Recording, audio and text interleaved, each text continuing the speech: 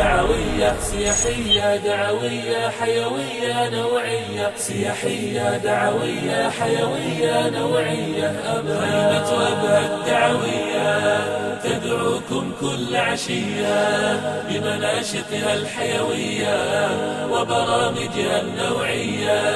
خيمة أبها الدعوية تدعوكم كل عشية بمناشطها الحيوية وبرامجها النوعية. هي للأسرة كالشمعة تجمعكم أجمل جمعة، يا من ترجون المتعة ببرامج إسلامية جمعت بين الإمتاع وجميل حديث الداعي. نرحب بكم في ثاني أيام فعاليات خيمة أبها السياحية الدعوية في نسختها الخامسة. نسأل الله يوفقنا وإياكم لما يحب ويرضى. نرحب وإياكم بضيفنا لهذه الليلة فضيلة الشيخ الدكتور خالد بن عبد الله الخليوي في محاضرة بعنوان خواطر إيمانية.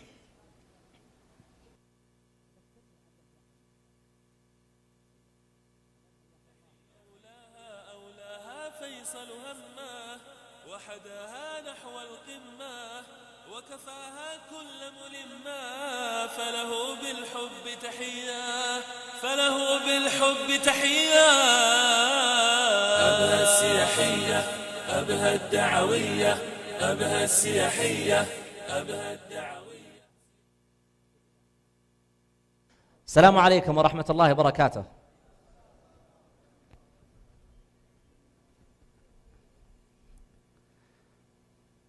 أجلس خلاص يا أخي، أنا عندي طلب ودي أقرب شوي، ماشي أحس أني بعيد عنهم، ممكن؟ يكفي هنا يعني. توكلنا على الله، يلا أبدأ الآن. توكلنا على الله. كيف حالكم يا أخواني؟ عساكم بخير، ما شاء الله تبارك الله.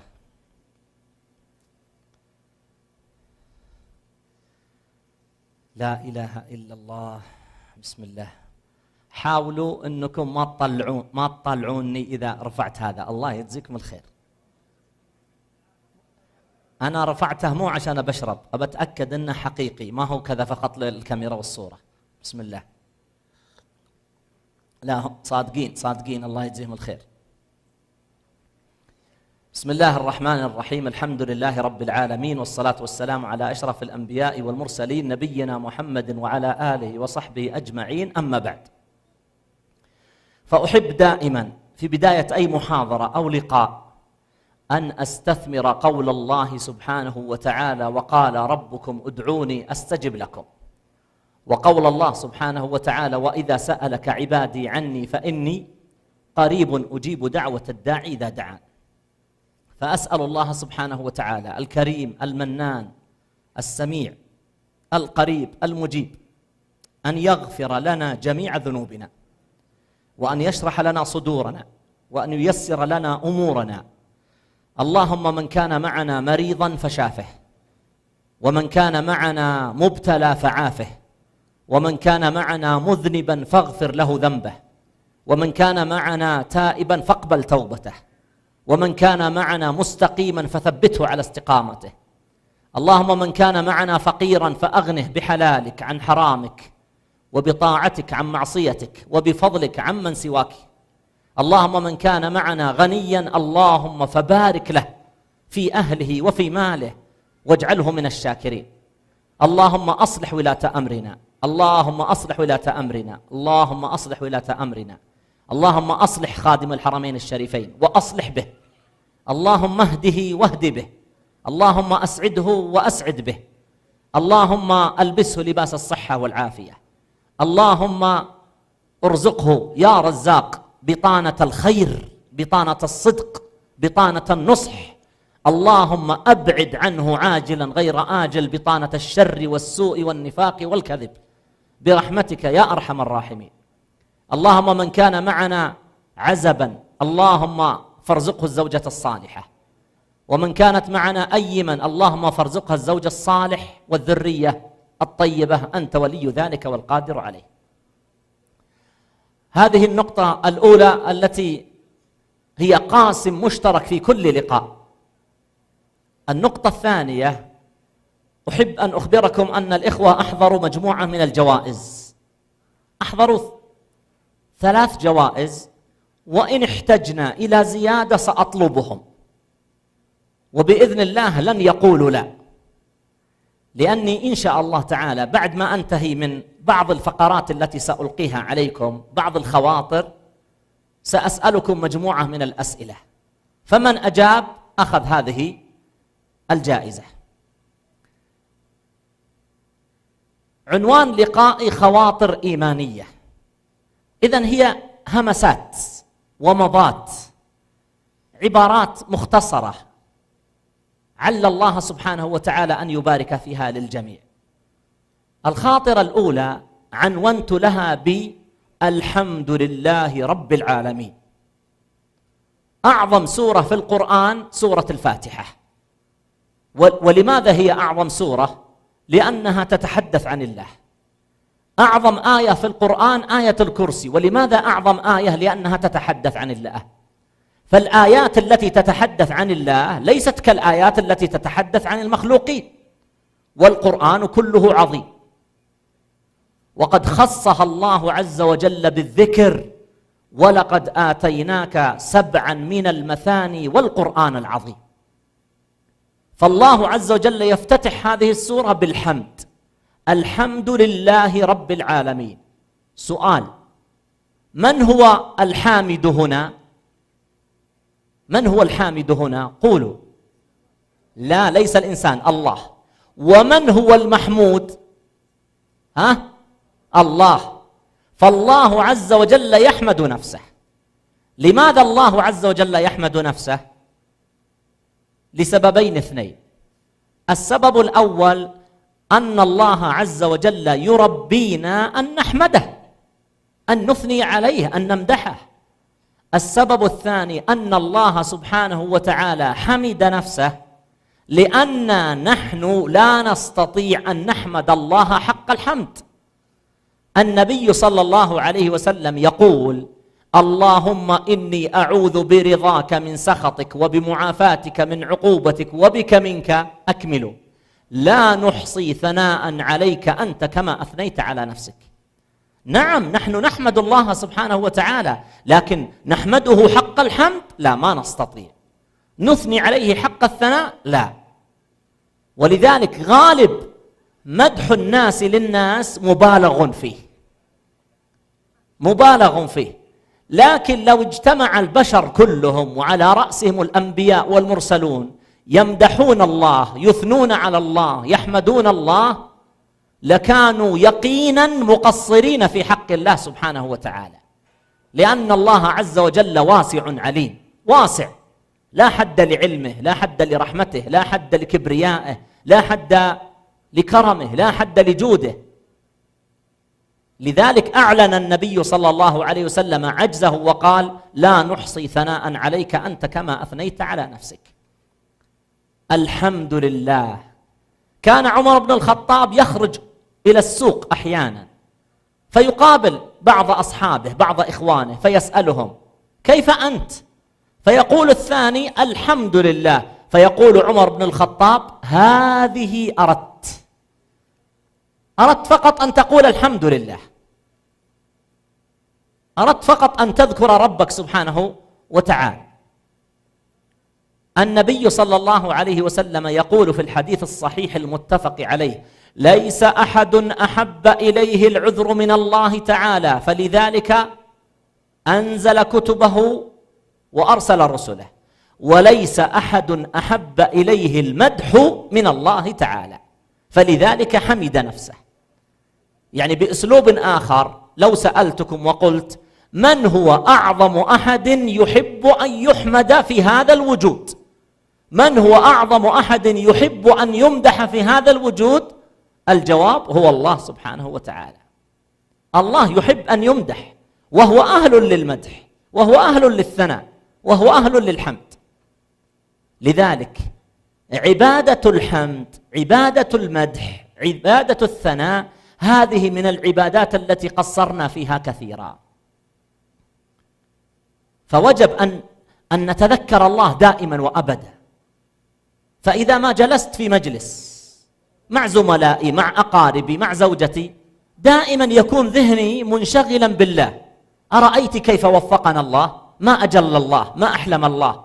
حتى وأنت تشاهد أحداث إخواننا المسلمين المظلومين في سوريا، نمدح الله سبحانه وتعالى ونثني عليه من خلال هذه الأحداث. نقول ما أحلم الله عز وجل، يقتلون أولياءه، يقتلون الأطفال، والله عز وجل حليم عليهم لم يعاجلهم بالعقوبة.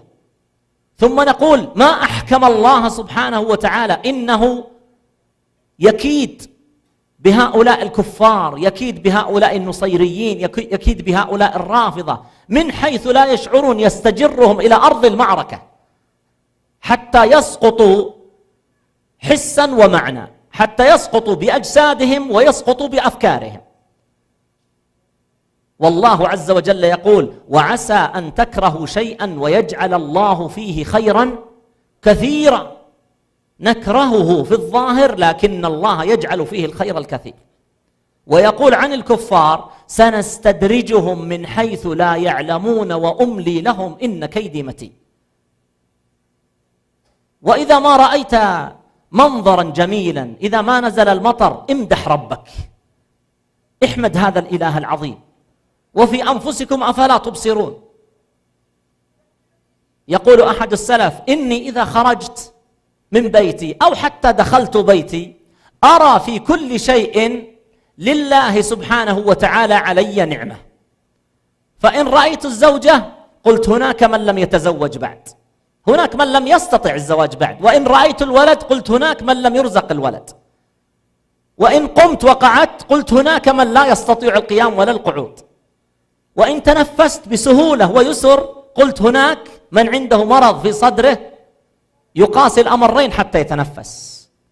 وإن ذهبت إلى المسجد قلت هناك العشرات والمئات من الناس يتمنون الذهاب إلى المسجد ما يستطيعون.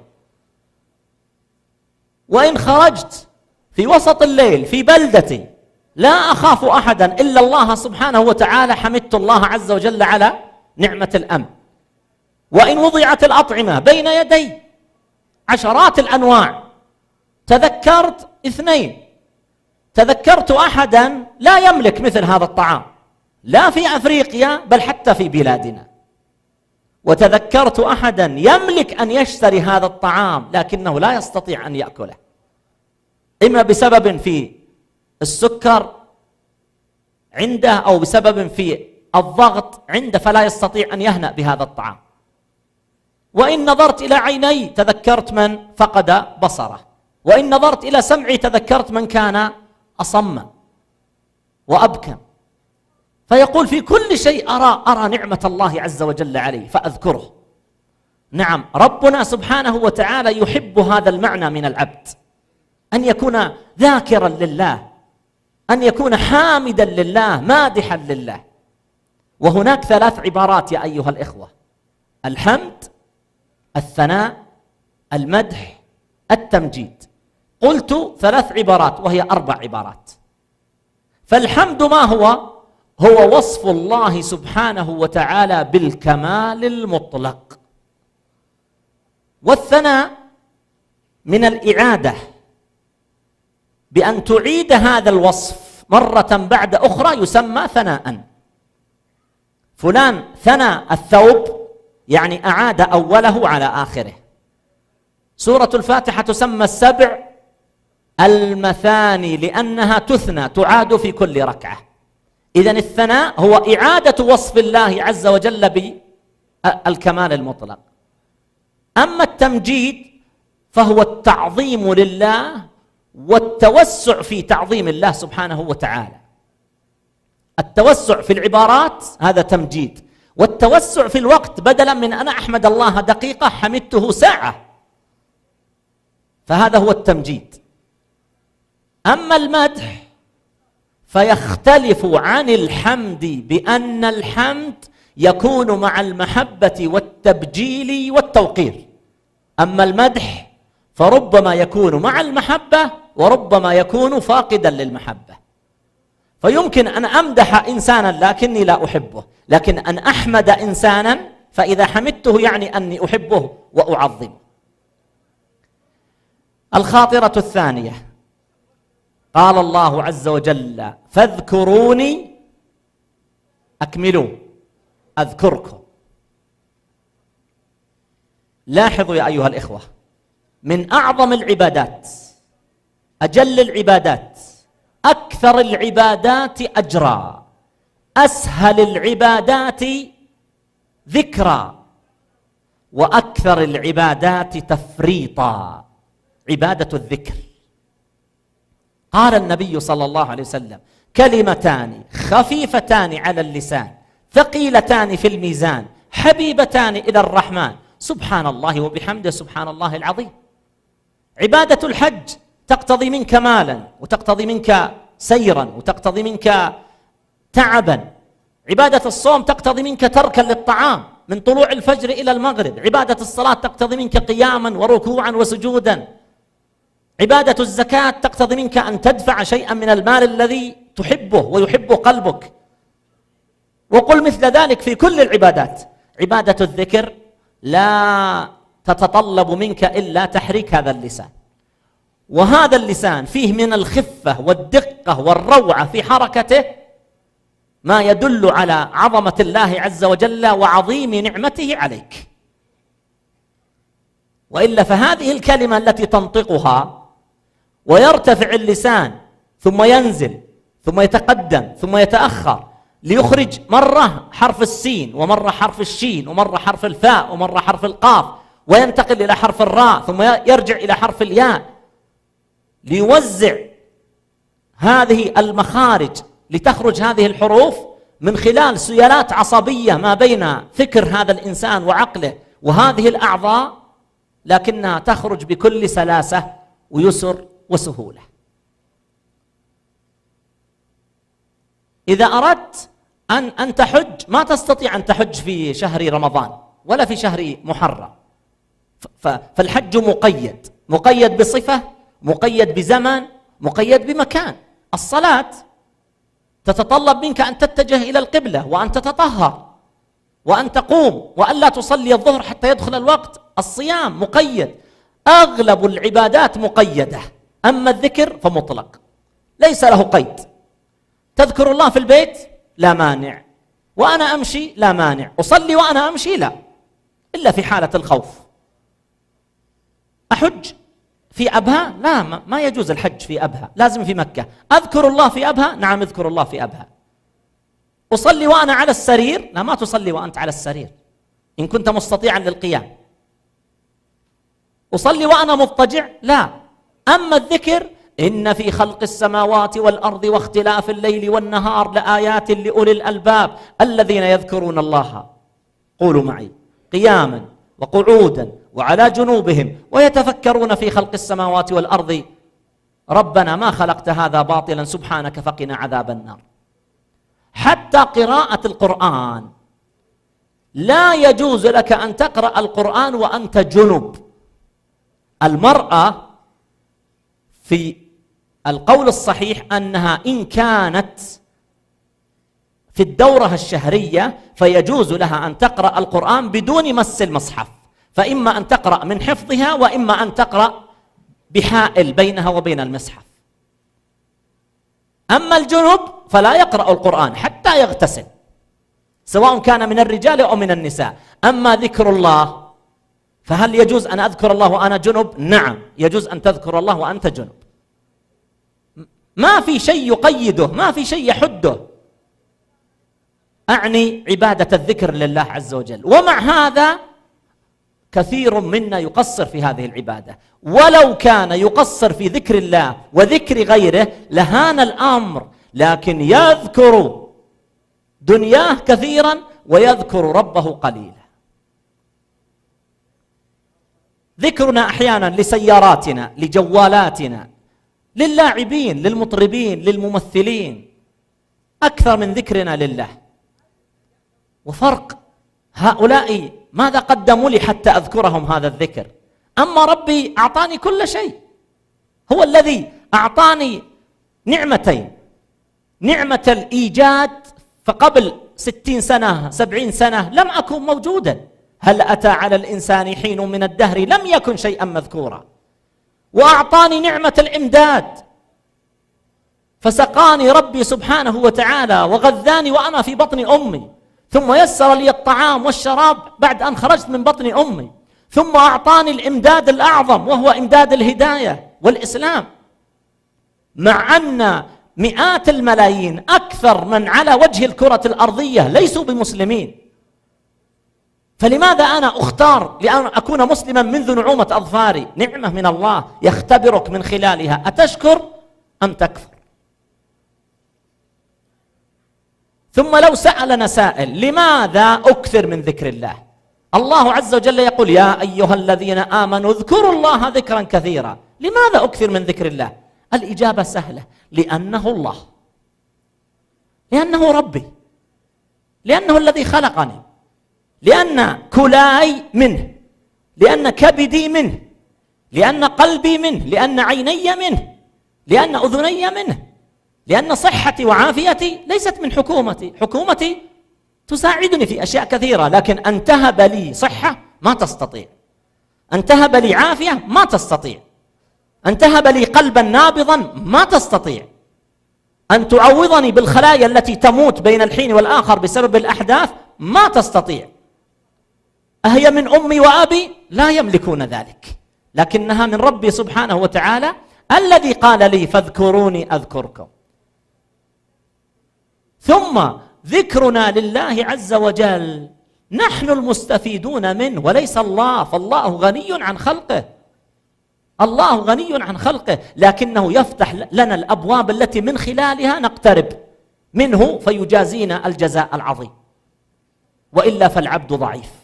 يا أيها الناس أنتم الفقراء إلى الله والله هو الغني الحميد. فنصيحتي لنفسي ولإخواني أكثروا من ذكر الله، أكثروا من التسبيح والتهليل والاستغفار.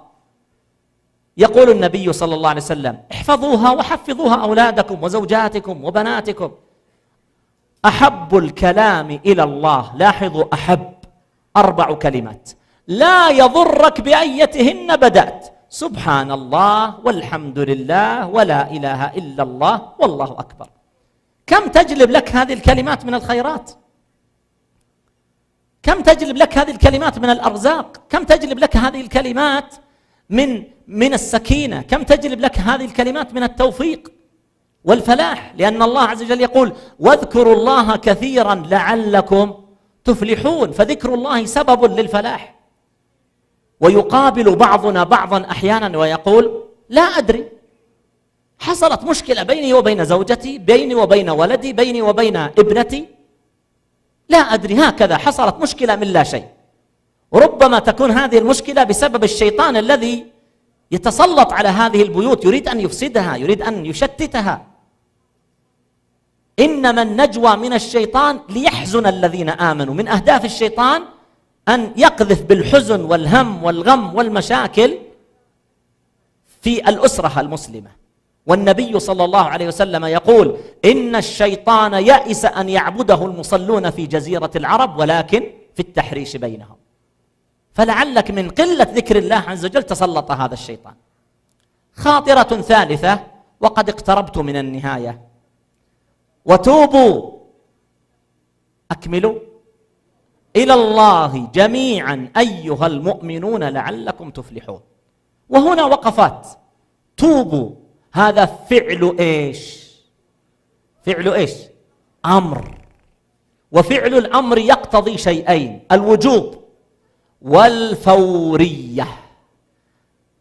يعني القضية ليست باختيارك، توبوا يعني السنة هذه أو التي بعدها أو بعد 10 سنوات الأمر إليك، لا، توبوا يعني الآن توبوا إلى الله عز وجل.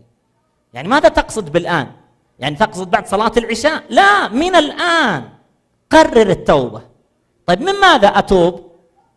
إما من واجب أوجبه الله عليك فقصرت فيه، أو من معصية حرمها الله عز وجل عليك فارتكبتها.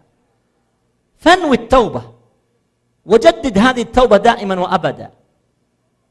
ألقيت محاضرة في إحدى المدارس الثانوية قديما عن الصلاة، وبعدما انتهت المحاضرة وقد كانت قبل رمضان بأسبوعين، كانت قبل رمضان بأسبوعين، وبعدما انتهت المحاضرة جاءني أحد الشباب وقال جزاك الله خيرا على المحاضرة، أنا أشكرك عليها، وأنا الحقيقة اقتنعت وسأتوب إلى الله.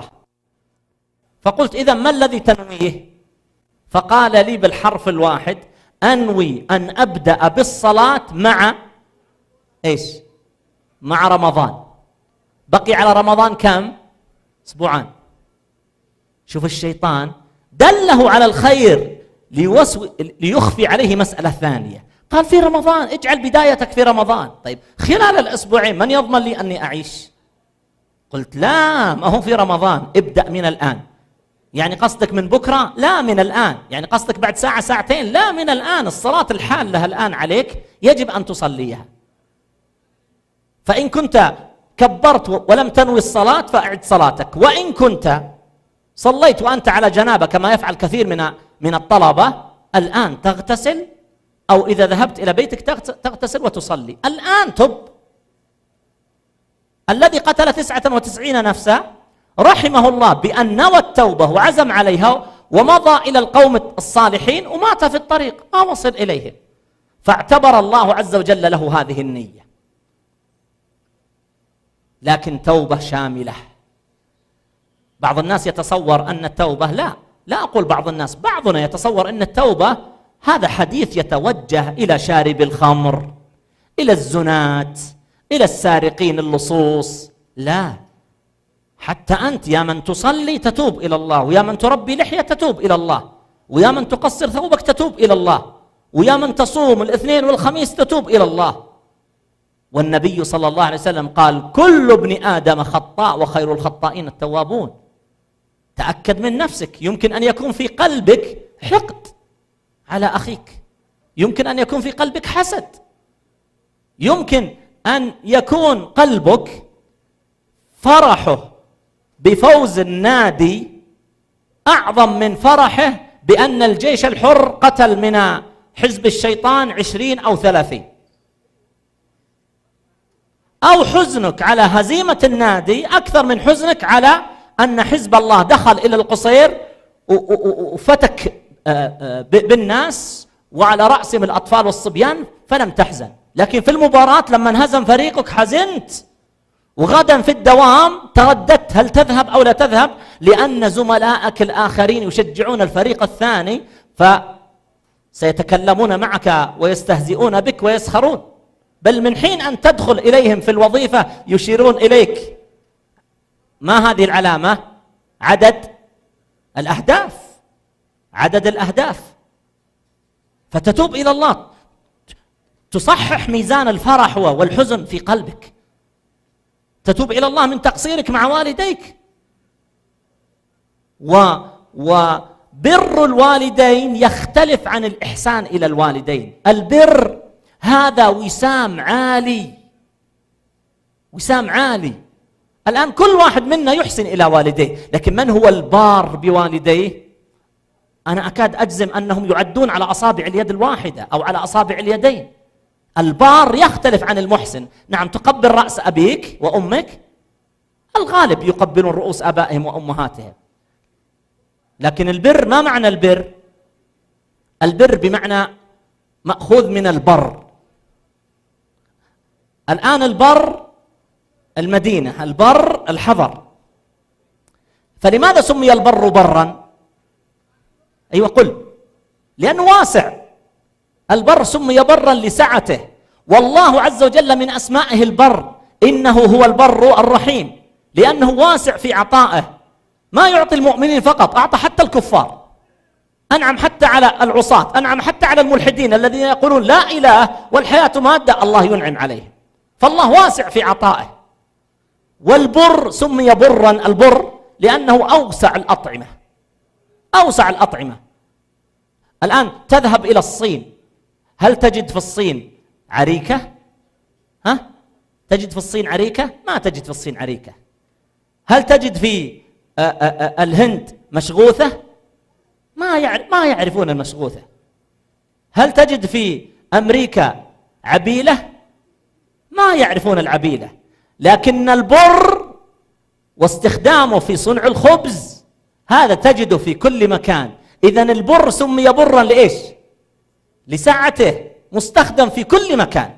أما الأكلات الثانية التي إن شاء الله سأذوقها مع الإخوان بإذن الله سبحانه وتعالى، وسيقدمونها لي هدية ما من وراها جزية، هذه تختلف على حسب الأماكن.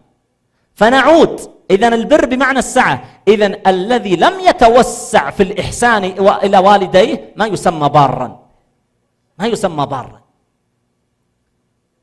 تتوب إلى الله سبحانه وتعالى من هضم حقوق الناس، من أكل لحومهم، تتوب إلى الله عز وجل من عدم ابتسامتك. يا الله، تدرون يا أيها الإخوة، بعض الآباء ابتسامته وجمال عبارته وطهارة ثوبه وحسن حديثه متى يبدأ؟ عند الخروج من البيت، لا عند الدخول للبيت. إذا دخل إلى البيت اختلف وجهه، لكن إذا خرج لزملائه خذ ابتسامة، خذ نكتة، خذ لطافة في الحديث، خذ كرما وعطاء، ترى عشاكم غداكم علي. أما في البيت فيشدد عليهم، أما في البيت فلا يعرف إلا الأمر والنهي، أما في البيت فلا يعرف إلا التهديد والوعيد. وخيركم خيركم لأهله وأنا خيركم لأهلي. وتذكر أن الأدب ليس مع الغرباء فقط. أحق الناس بأدبك، أحق الناس بسمتك، أحق الناس بتعليمك، أحق الناس بنكتتك الطاهرة التي تدخل السرور وترسم البسمة على الوجوه هم أهلك. ابدأ بمن تعول، وأنذر عشيرتك الأقربين. الخاطرة الأخيرة، قال الله سبحانه وتعالى: هل جزاء الإحسان إلا الإحسان. هذه في أي سورة يا أيها الإخوة؟ في سورة الرحمن. ما أجملها، هذه شعار، يا ليت تكتبها بخط جميل وتضعها عندك في البيت تتذكر دائما. هل جزاء الإحسان إلا الإحسان. الله يقول لك اسمع، تحسن ولو بقدر أنملة أحسن إليك. الله ما يخلف وعده. تحسن إلى من؟ إلى زوجتك، تحسن إلى نفسك، تحسن إلى جارك، تحسن إلى اليهودي، إلى النصراني، تحسن إلى زميلك في العمل، تحسن إلى المسجد. الله عز وجل يقول: هل جزاء الإحسان إلا الإحسان. ولذلك في هذه الآية ذكر الإحسان كم مرة؟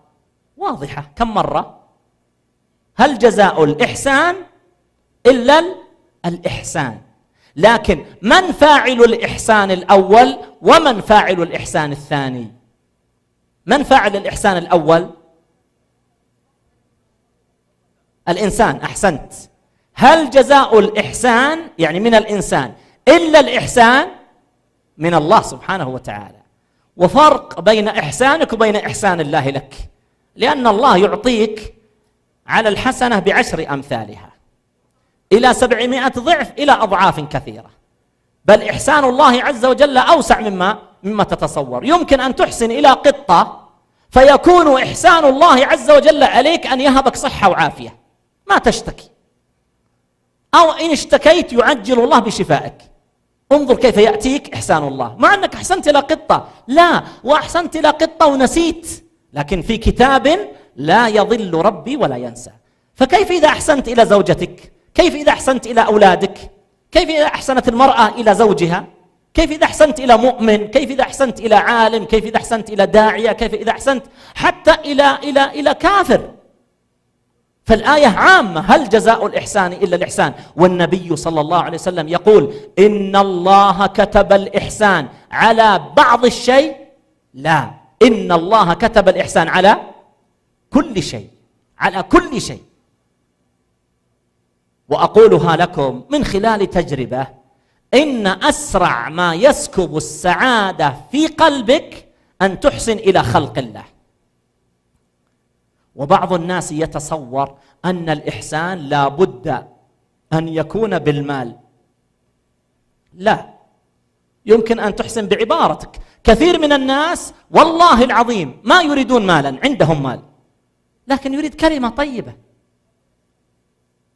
تراجع أحيانا كثير من الدوائر الحكومية، يا أخي أنت ما تطلب مالا، تطلب حقك من خلال الوظيفة أو متابعتك لهذه الأوراق والمعاملة، فيسيء التعامل معك أو يجحد هذه المعاملة أو يكذب عليك، هذه المعاملة ما جاءتنا. يا أخي أتعب نفسك 3 دقائق وتأكد منها. وقد حصل أن قال هذه المعاملة ما رأيتها، فبمجرد أن بحث وإذا هي في الصفحات الأولى.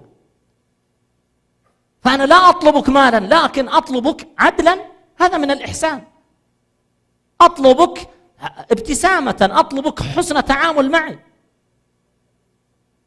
فالإحسان ليس من الشرط أن يكون بالمال، لا، وحتى لو كان بالمال لا تتصور أنه لا بد أن يكون بعشرات الآلاف. النبي صلى الله عليه وسلم نزل معنا إلى أن قال اتقوا النار ولو بشق تمرة، محسوبة لك، محسوبة لك. خرجت من المسجد بعد صلاة العشاء، فلحقني أحد أهل مالي، أظنهم يعملون عند الشيخ عبد الرحمن الفريان رحمه الله تعالى في التحفيظ، ويتنقلون في المساجد يطلبون المساعدة من الناس. الحقيقة ما استعديت أنا لفقير أعطيه، لكن أدخلت يدي في جيبي فإذا الذي في جيبي ريالات، فأعطيتها إياه فتأكد منها في النور فإذا هي ريالات، فأرجعها إليه. قال تعطيني ريالات؟ يا أخي أنت لا تقبلها، ربي يقبلها. إن الله لا يربي صدقة أحدكم كما يربي أحدكم فلوه حتى تصبح أعظم من الجبل. أنا أعطيتك إياها لكنها لله ليست لك. والله عز وجل يقبل، لا أقول ريالا واحدا، يقبل نصف ريال، يقبل ربع ريال، بل يقبل النية. النبي صلى الله عليه وسلم ذكر أن الناس 4، وذكر منهم رجلا آتاه الله علما ومالا فهو يعلم الناس الخير وهو ينفق هذا المال في سبيل الله. الرجل الثاني آتاه الله علما ولم يؤته مالا، ماذا قال؟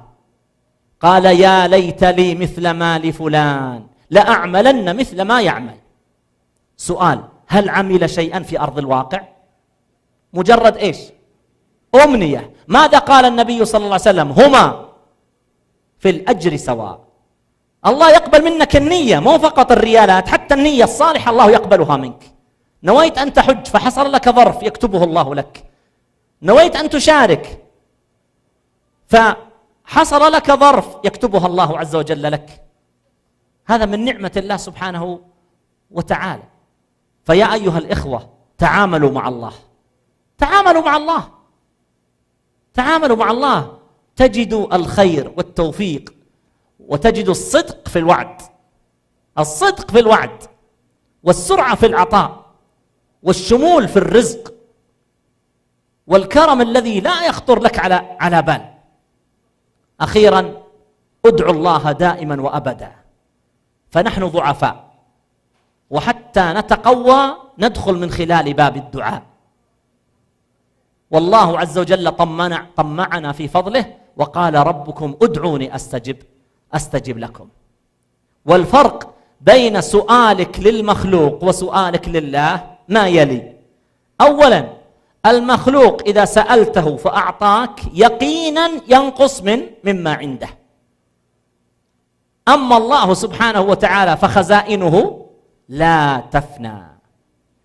المخلوق إذا كررت السؤال عليه يحبك ولا يكرهك؟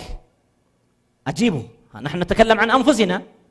يكرهك، يقبل منك المرة الأولى حتى لو كان ولدك. يا ولدي ترى أزعجتني، الصباح تأخذ مني وفي الليل تأخذ مني وبعد يومين تأخذ مني، إلى متى؟ سبحان الله، الإنسان ما يطيق، كرمه محدود، حلمه محدود. لكن الله عز وجل كلما سألته أحبك. الله يحب أن تكرر له السؤال، في الصباح نعم، في المساء نعم، في الليل نعم، في النهار نعم، في بلدك نعم، في بلد آخر نعم، في وقت سرائك نعم، في وقت ضرائك نعم. الله يحب أن تطرق بابه، بعكس المخلوق. الفرق الثالث أن المخلوق لا بد أن تختار الوقت المناسب.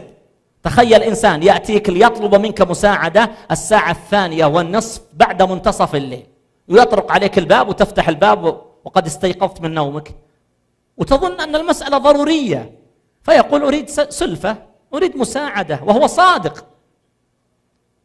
فتقول له يا أخي ما كان عندك يعني احترام حتى تنتظر إلى الصباح. ربك سبحانه وتعالى فتح لك الباب في كل وقت، في الصباح، في الظهر، قبل الظهر، بعد الظهر، قبل العصر، بعد العصر، في منتصف الليل، قبل الفجر، بعد الفجر، في كل وقت. شعرت بحاجتك الجأ إلى الله. أمن يجيب المضطر إذا دعاه ويكشف السوء ويجعلكم خلفاء الأرض أإله مع الله قليلا ما تذكرون. الآن أعتبر نفسي قد انتهيت من المحاضرة. الآن أنتقل إلى الجوائز لأوزعها على من أختاره فأسأله فيجيب إجابة صحيحة فأسلمها إياه. هل معنا أحد من السودان؟ هل في أحد من السودان معنا؟ تفضل يا أخي، تفضل إيتنا. يا أيها المشرفون أحتاج ميكروفون، أحتاج ميكروفون. يا أيها المشرفون أحتاج ميكروفون. والله حلوة مرة. أحتاج ميكروفون.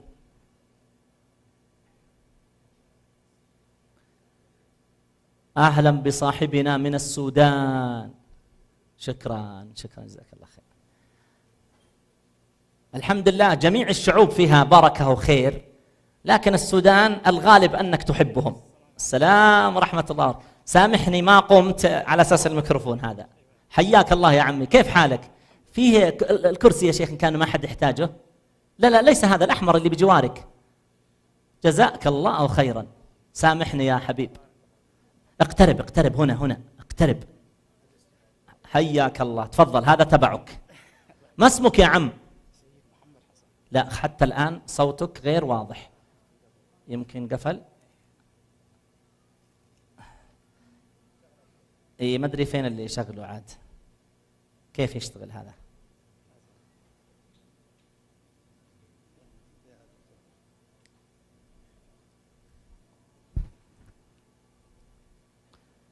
ما شاء الله حياك. أحسنت بارك الله فيك. ما اسمك يا عم؟ سيد محمد حسن علي. ما شاء الله سيد محمد. الآن سيد هو اسمك أنت ومحمد والدي. إذن الأفضل أن تقول إيش؟ سيد ابن محمد ابن حسن علي. سيد ابن محمد. أحسنت بارك الله فيك. الوالد موجود؟ الوالد متوفي. الله يرحمه. والوالدة؟ متوفية. الله يرحمهم ويسكنهم فسيح الجنات. أنت من أي منطقة في السودان؟ من شمال السودان. ما شاء الله شمال أقصى السودان. هذه أنتم حدودكم مع مصر في الشمال بالضبط. إذن منطقة النوبة بالضبط. ما شاء الله. كم عدد أهل السودان؟ كم عددهم؟ تقريبا 48 مليون. 48 مليون؟ أي تقريبا. سبحان الله، أنا تصورت أنهم في 20. 48 مليون ما شاء الله. طيب أسألك، هل تستطيع أن تذكر لنا 3 من الصحابة أسماءهم تبدأ بعبد الله؟ نعم. تفضل. الصحابي الجليل عبد الله بن رواحة. أحسنت. الصحابي الجليل عبد الله بن عمر بن الخطاب رضي الله عنه. يا سلام عليك. الصحابي الجليل عبد الله بن عباس رضي الله عنه. ممتاز أحسنت. ولو زدتنا لقلت عبد الله ابن مسعود وعبد الله بن أبي قحافة وهو أبو بكر رضي الله تعالى عنه وأرضاه، والفارس المغوار عبد الله بن الزبير رضي الله تعالى عنه وأرضاه، وعبد الله بن عمرو بن العاص. أحسنت بارك الله فيك. طيب يا اسم ولدك الكبير ما هو؟ محمد. ما شاء الله. هل أهلك يعني زوجتك معنا في اللقاء عند النساء؟ لا هم موجودين في السودان. في السودان. أيوة. طيب يعني لو اقترح عليك إنسان إنه ما دام أنت هنا في أبها وبعيد عن أهلك والله عز وجل قد شرع لك أيوة سبحان الله. موضوع الزواج يضحك لو الجدار سبحان الله. أيوة عشان المرة ما شايفاني بضحك. أيوة فيعني ممكن نشوف لك يعني من تهامة ولا كذا على طول. موافق. بس الكلام ده يكون لا لا مو معلن، لا لا مو معلن، لا لا ورا الحلول. لا لا لا لا هذه بشكل خفي. الله يبارك فيك ويجزيك الخير، ما شاء الله. الله يجزاك الخير. ما يوثق في الرجال، ما يوثق فيهم. ما شاء الله. طيب سنعد أنا وإياك من 1 حتى 20. نعم. تمام. أنا أبدأ أو أنت تبدأ، لا إشكال. أنا أعد رقم أو رقمين وأنت تكمل رقم أو رقمين، لا 3 أرقام. فمثال أنا أقول 1 على راحتي، أو 1 2، أنت تكمل 3 أو 3 4. مرة تختار رقمين، مرة تختار رقم، هذا يرجع إليك حتى نصل إلى رقم 20. إذا كان رقم 20 من نصيبي أنا الفائز، وإذا كان رقم 20 من نصيبك أنت الفائز وتأخذ الجائزة. هل تحب أن تبدأ أو أن أبدأ؟ ابدأ أنت. 1 2 لكن بسرعة بسرعة. 3 4 5 6 7 8 9 10 11 12 13 14 15 16 17 18. 19 20. مين اللي فاز؟ طيب نعيد مرة ثانية، يلا. وضحت اللعبة؟ أيوة. يلا الآن نحاسبك، يلا. أبدأ أنا أو تبدأ أنت؟ تبت أنا؟ أيوة. 1 2 3 4 5 6 7 8 9 10 11 12 13 14 15 16 17 18. 19 20. أنا فزت مرة ثانية، أنا فزت. آخر مرة. يلا أنت قول. 1 2 إيش قلت؟ 1 2 3 4 5 6 7 8 9 10 11 12 13 14 15 16 17. يو سبحان الله، كل شوية أنا أفوز. إيش السر يا حبيبي؟ 18 19 شوية من 20. لا خلي ايش بتقول؟ تفضل. الله بارك الله فيك. بارك الله فيك، تفضل. هذه جائزة من الإخوان، بارك الله فيك. جزاك الله. حياك الله. في أحد معنا من فلسطين؟ تفضل يا حبيبي تفضل. أنا الحقيقة أنوع، أريد أن أشعرهم أنهم في بلدهم. الله يسلمكم. حياك الله يا أخانا.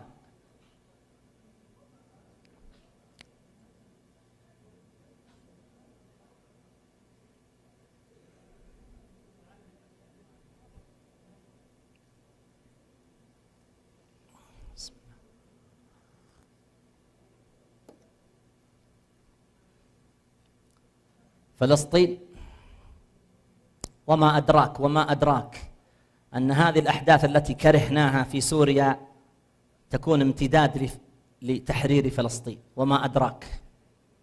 السلام ورحمة الله. أهلا، كيف حالك؟ مساك بخير. الحمد لله. ما اسمك يا أخانا؟ اسمي رائد بن يوسف بن توفيق. ما شاء الله، أحسنت، ممتاز. هذه التسمية الصحيحة. وإذ قال عيسى ابن مريم، ما عيسى مريم، عمر ابن الخطاب، عثمان ابن عفان، علي ابن أبي طالب، ما في اسمان بجوار بعضهما البعض. من أي فلسطين يا طيب؟ أنا من مدينة جنين. الله أكبر. هذه جنين حصلت لها مشاكل أظن قبل، يمكن حصل في 2002 كان في اجتياح لمخيم لا جنين. إله إلا الله. المخيمات يا أخواني أنا زرتها في لبنان وفي سوريا وفي الأردن، لكن في لبنان أشد المخيمات مأساة. كانت في الأصل مخيمات ثم أصبحت بنايات مهددة مهدمة بجوار بعضها البعض. أكرمكم الله، المجاري تسير في الطرقات، البيت فيه 10، 2 منهم مرضى وأحيانا أمراض مزمنة، ممنوعون من أن يبنوا أي شيء في البيت، وممنوعون من 50 وظيفة. يعني أين المسلمون عنهم؟ لا بارك الله في دولة أمريكا وفي الدول الضاغطة علينا من هيئة الأمم المتحدة. فيحللون لهم ما لا يحللون لنا. هم يصنعون الصواريخ النووية، أما نحن فلا نستأهل أن نصنع الصواريخ النووية. ما يستطيعون الدخول إلى سوريا لأن حق الفيتو قد رفعته روسيا، لكن دخول أمريكا إلى العراق ترفع روسيا حق الفيتو أو لا ترفع. اخترقوا هذا النظام. معذرة تركتك. أبو من يا حبيب؟ أبو من؟ ما اسمه ولدك؟ أبو يوسف. ما شاء الله. كم عمره يوسف؟ يوسف عمره 5 سنوات. ما شاء الله ما شاء الله. يوسف يوحي بالجمال. صحيح. يوحي بالجمال، وأسأل الله أن يرزقه الجمال حسا ويرزقه الجمال معنى وأخلاقا. آمين. الله يحفظك. بارك الله فيك. سؤال: كم عدد اليهود؟ كم عدد اليهود سواء في فلسطين أو خارج فلسطين؟ هل عندك تقدير؟ أنا أتوقع أنهم لا يتجاوزون 14 مليون، أما في فلسطين 5 أو 6 ملايين. 14 مليون ويلعبون بالعالم لعب. 14 مليون ما استطاعت 21 دولة عربية أن تؤدبها. 14 مليون ما استطاع العالم الإسلامي أن يتحرك ضدها، وحقوقه تنهب يوما بعد يوم. مبدأ ومنطق القوة. منطق القوة هذه شريعة الغاب، إذا لم تكن قويا أكلتك الذئاب. بارك الله فيك. إيش تخصصك أنت؟ أنا مهندس مدني. ما شاء الله ما شاء الله. سأسألك سؤالا لغز. يقول لك فيه رجل يسير في الصحراء، يسير في الصحراء الحقيقية، ومعه 800 بعير جمل، وجاءت السحب فنزل المطر الغزير، هو تبلل، أما 800 بعير ما جاءها نقطة واحدة. كيف؟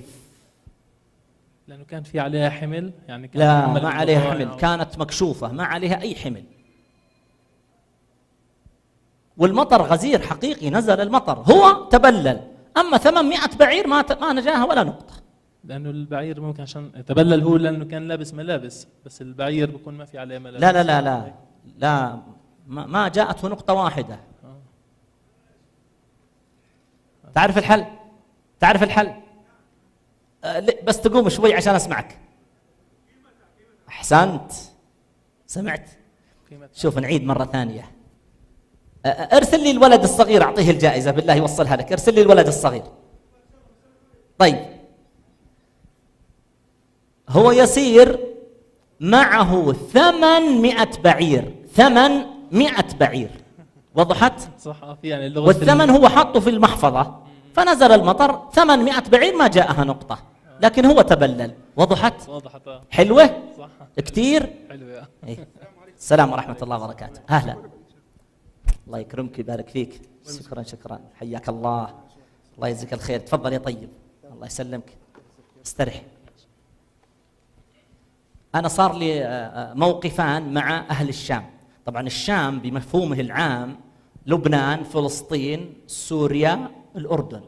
أما الشام بمفهومه الخاص فهو دمشق. فمرة استأذنت في مسجد كان الإمام سوري من سوريا، فقلت له أنا، توضح لي أنت، قلت له السلام عليكم بعد ما انتهينا من الصلاة، أنا أخوك خالد الخليوي، ممكن ألقي كلمة يعني بعد الصلاة؟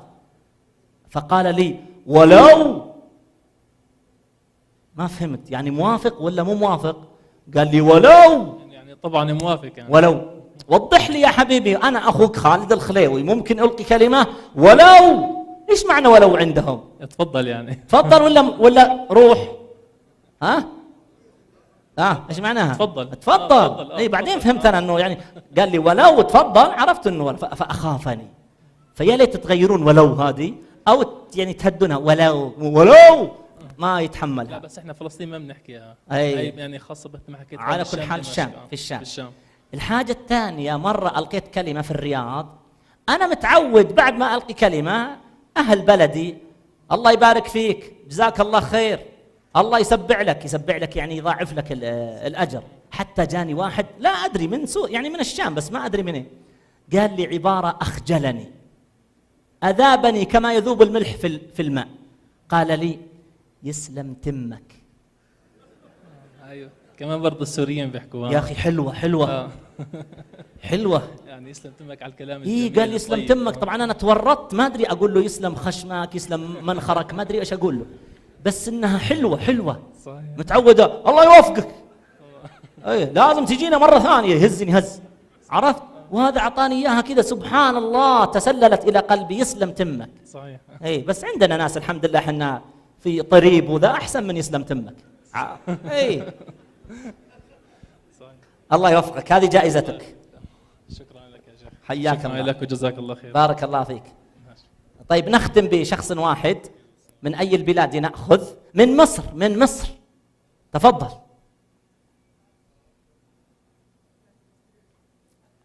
أوه عاد المصريين ما شاء الله. يلا يأذن، تفضل تفضل.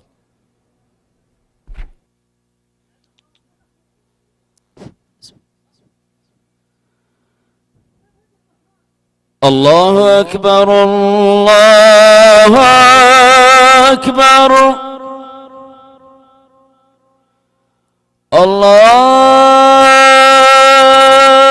الله أكبر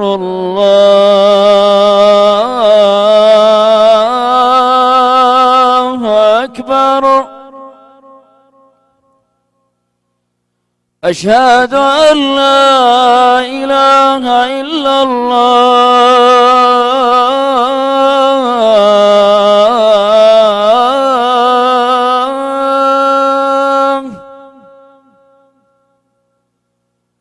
أشهد أن لا إله إلا الله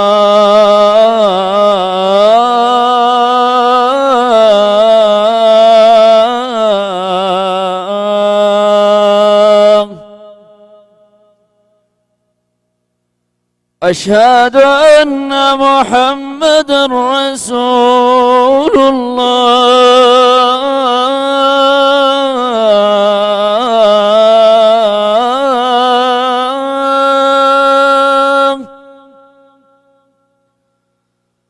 أشهد أن محمدًا رسول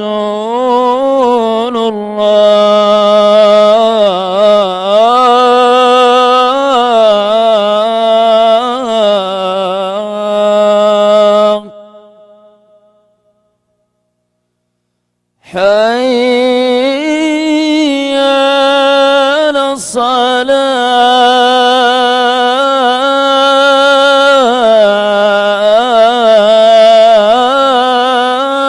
الصلاة حي على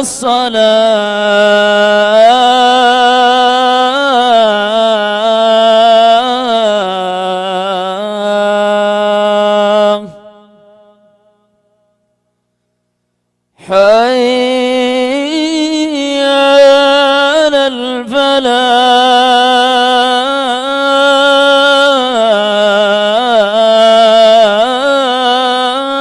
الفلاح حي على الفلاح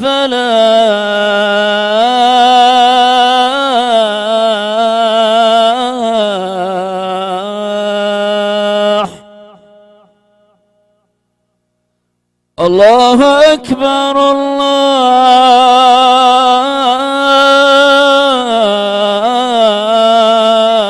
الله أكبر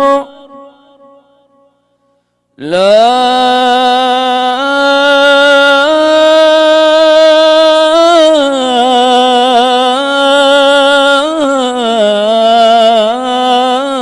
إله إلا الله لا إله إلا الله. اللهم صل على محمد وعلى محمد كما صليت على إبراهيم على إبراهيم اللهم رب هذا الصلاة القائمات محمد وسيدنا مقام محمد الذي وعدته.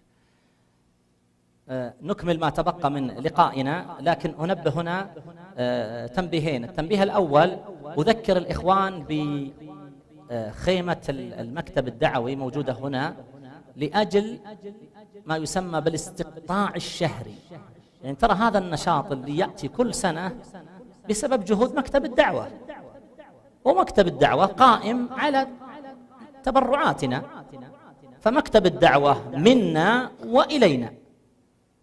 ومن أفضل المشاريع التي ساعدتهم ما يسمى بالاستقطاع الشهري. والاستقطاع الحمد لله ميسر، تسجله فيستقطع من راتبك، لاحظ 100 ريال شهريا بدون أن تتعب نفسك. لا تستطيع أن تسجل 50 ريالا شهريا، ما هو 100 ريال ولا 200 ريال ولا 500 ريال، على حسب استطاعتك. 50 ريالا ما أسهلها. والنبي صلى الله عليه وسلم يقول أحب العمل إلى الله أدومه وإن قل. التنبيه الثاني أو التذكير الثاني لمن أحب أن يتابع أخاه، أعني نفسي، عبر التويتر، فيستطيع أن يصل إلى حسابي بكتابة أخوكم خالد الخليوي فيخرج له الحساب. فأنا أنزل بعض التغريدات يوميا، أنزل خطبة الجمعة، أنزل المحاضرات، أنزل بعض اللقاءات والتنبيهات، على الله عز وجل أن ينفع بها. فقط اكتب أخوكم خالد الخليوي سيخرج لك حسابي. نأتي الآن إلى الأخ أخونا من مصر. ما اسمك يا طيب؟ عمرو بن ياسين بن فتحي بن بركات. ما شاء الله. من أي مصر أنت؟ من الفيوم. الفيوم دي وش قبلي أو وش بحري؟ يعني جنوب القاهرة. إذن وش بحري؟ يعني أنا أفهم. وش قبلي يعني مناطق الصعايدة. أيوة مناطق الصعايدة. الوش البحري يعني غالبا القاهرة، الإسكندرية، البلاد أي نعم اللي دخلتها الحضارة فأصلحت شيئا وأفسدت شيئا. لكن غالب مناطق القبائل وما القبائل وش قبلي. وش يعني إيش؟ وجه. تمام عليك. في أي سنة دراسية أنت؟ أولى ثانوي. ما شاء الله. السنة هذه كم كان تقديرك؟ ممتاز. ما شاء الله، الله يوفقك يا رب. إيش قلت لي اسمك يا حبيب؟ عمرو. ما شاء الله عمرو، ما شاء الله. عمرو، عدد حروف اسمك 4: العين والميم والراء والواو. في العين نقول اذكر لي 3 أشياء في جسمك تبدأ بحرف العين. بسرعة لا تنظر إلى الجمهور. العين ممتاز. العدسة ممتاز.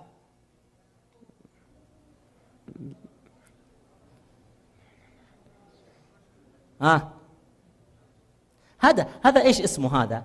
عظم. لا انا ما اتكلم عن العظم. هذه المنطقة ايش تسمى؟ عضلة. ممكن صح، ممكن عضلة، ممكن العضد، ممكن العظم. تمام عليك.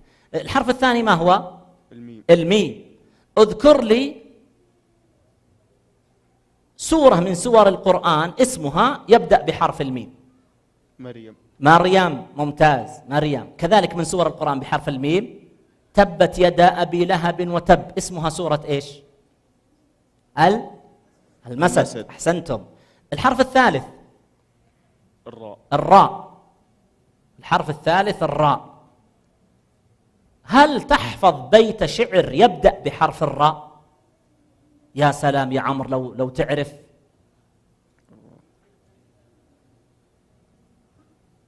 في أحد من الجمهور يحفظ بيت شعر يبدأ بحرف الراء؟ تفضل.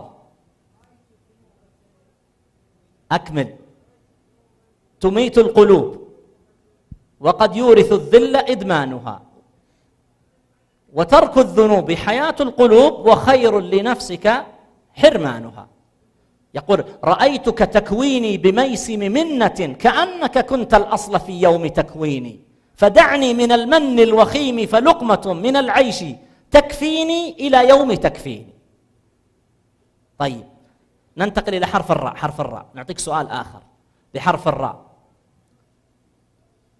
اذكر لي بارك الله فيك بحرف الراء اسم من أسماء الله سبحانه وتعالى.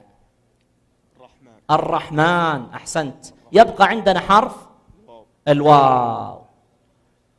بحرف الواو عملية شنيعة كانت تقوم بها الجاهلية قبل بعثة النبي صلى الله عليه وسلم. ما هي؟ عملية شنيعة كانت تقول وأد البنات. ممتاز، وأد البنات. أحسنت أحسنت أحسنت، بارك الله فيك، ونعطيك الجائزة. وأنت في طريقك أعطي أخانا فيصل اللي أعطانا البيت هذه الجائزة. بارك الله فيك يا أخانا، جزاك الله خير يا شيخ. حياك الله وبياك. أسأل الله سبحانه وتعالى لي ولكم التوفيق والسداد. جزاكم الله خيرا، أحسن الله إليكم، طابت أيامكم، أسعدكم الله. السلام عليكم ورحمة الله وبركاته. الدعوية سياحية دعوية حيوية نوعية، سياحية دعوية حيوية نوعية. خيمة أبها الدعوية تدعوكم كل عشية بمناشطها الحيوية وبرامجها النوعية. خيمة أبها الدعوية تدعوكم كل عشية بمناشطها الحيوية وبرامجها النوعية. هي للأسرة كالشمعة تجمعكم أجمل جمعة، يا من ترجون المتعة ببرامج إسلامية. جمعت بين الإمتاع وجميل حديث الداعي واللهو بغير ضياع ومعارض إبداعية.